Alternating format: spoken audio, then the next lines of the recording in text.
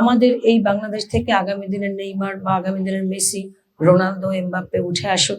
সুস্থ দেহ, সুস্থ শরীর ছাড়া, সুস্থ মন ছাড়া আসলে সাংবাদিকতা করা যায় না বা পেশাদার সাংবাদিক হওয়া যায় না। যে মাননীয় প্রধানমন্ত্রী কিন্তু খেলাধুলার ব্যাপারে অত্যন্ত আগ্রহী। মাল্টিমিডিয়া রিপোর্টার্স ইউনিট কর্তৃক আয়োজিত আজকের এই চমৎকার ফুটবল টুর্নামেন্টের সম্মানিত সভাপতি রয়েছেন বিশেষ অতিথিবৃন্দ এবং সামনে আমাদের সংবাদকর্মী ভাইরা এবং আমাদের আজকে যাদের খেলা আমরা উপভোগ করব।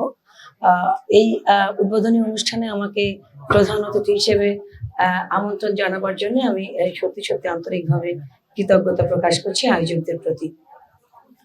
আমরা জানি যে সাংবাদিকতা একটি অত্যন্ত ব্যস্ত পেশা, দায়িত্বশীল পেশা।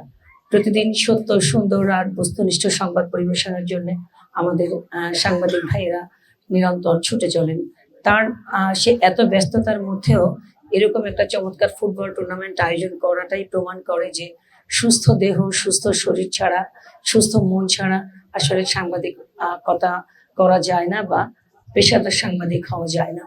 আমরা এটা সবসময়ের জন্যই দেখি, মনে করি যে ফুটবল খেলা কিন্তু শুধুমাত্র একটা খেলা না, এটা আমাদের একটা শৃঙ্খলারও বহিঃপ্রকাশ, আমাদের শৃঙ্খলার যে চেতনারও বহিঃপ্রকাশ। আমরা দেখি যে 22 জন, দুইটা গ্রুপে 22-23 জন প্লেয়ার মাঠে নামে, তাদের টার্গেট থাকে কিন্তু বিজয় অর্জন, কিন্তু তারপর কেউ কাউকে টাচ না করে, কেউ কাউকে হার্ট না করে বা মারামারি না করে কিভাবে একটা গোল করা যাবে সেই প্ল্যানটা তাদের থাকে।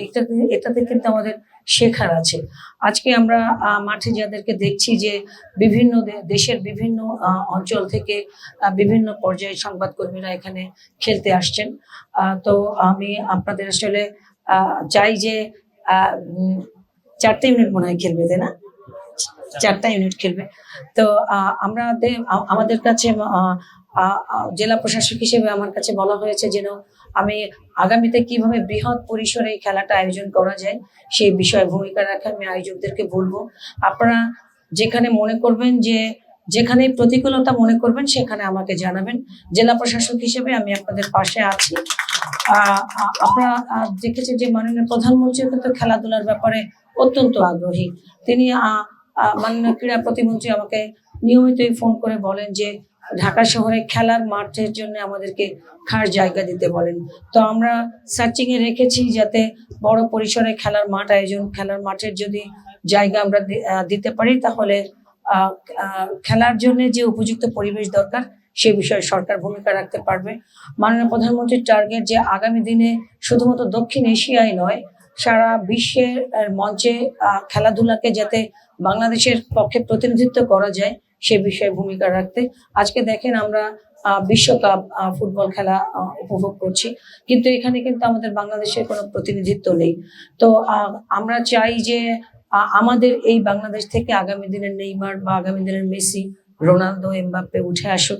হয়তোবা কে জানে এক সময় 50 বছর 60 বছর আগেও কিন্তু আজকের যারা বিশ্ব মঞ্চে প্রতিনিধিত্ব করছে তারা কিন্তু ছিল না। তো বাংলাদেশ থেকেও আমরা এরকম প্রতিনিধিত্ব আশা করছি। আর আজকে যারা জিতবে তাদের জন্য জেলা প্রশাসনের পক্ষ থেকে ছোট্ট একটা ঘোষণা আছে, সেটা হচ্ছে যারা আজকের খেলায় জিতবেন, চ্যাম্পিয়ন হবেন, তাদের জন্য 10,000 টাকা জেলা প্রশাসনের পক্ষ থেকে ঘোষণা করছে এবং যারা রানার্স আপ হবে তাদের জন্য 5,000 টাকা।